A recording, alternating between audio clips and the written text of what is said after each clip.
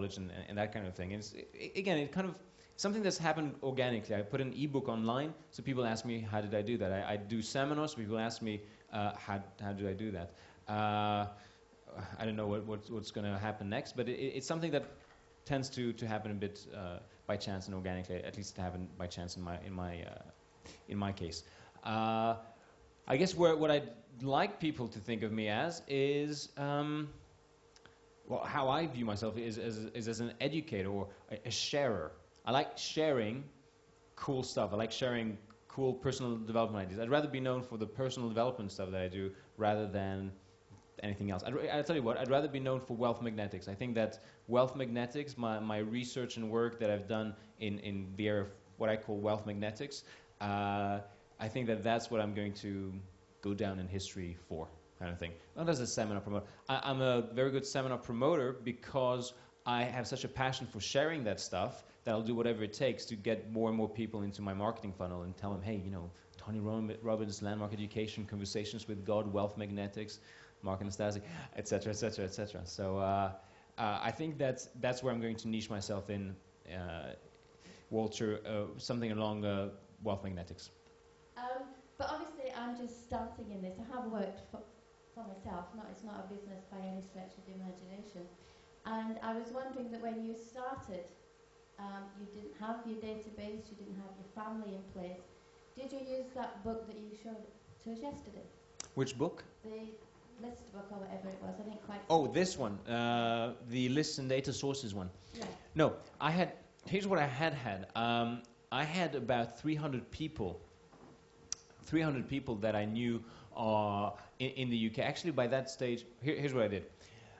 I had people that had bought my ebooks who were in the UK, so I did have maybe access to about 3,000 names at that stage of UK names, but they weren't interested in wealth creation and property. They were interested in health topics, so that didn't work that well.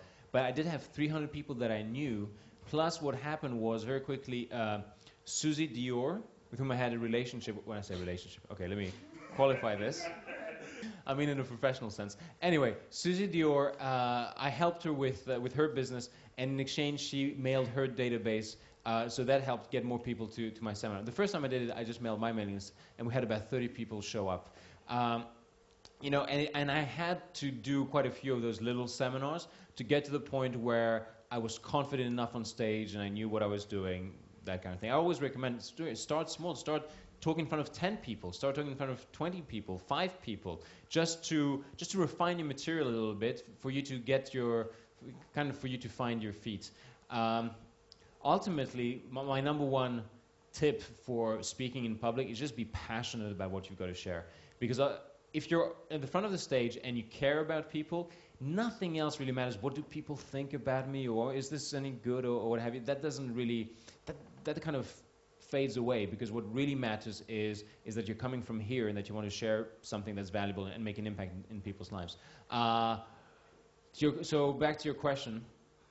Yeah, I didn't use this book. I didn't use any external mailing lists. I just started with my little mailing list, and with Google AdWords, I was getting more people into my marketing funnel on various different topics, and that's how we kind of grew from there.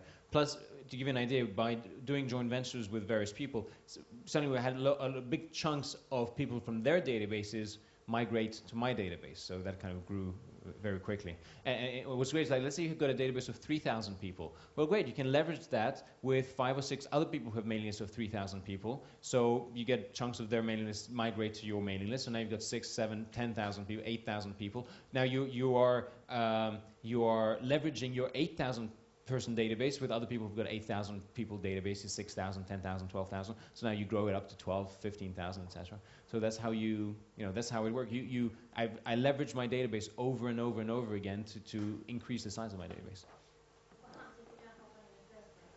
Then you've got to grow it. You've absolutely got to grow your own database. And how you do that, we're going to talk about this in a bit. The different marketing strategies, list building strategies that you can do. In fact, I'm going to devote quite a lot of today to specifically that, how to grow your mailing list. Who here would like to know how to grow your mailing list explosively? Yes?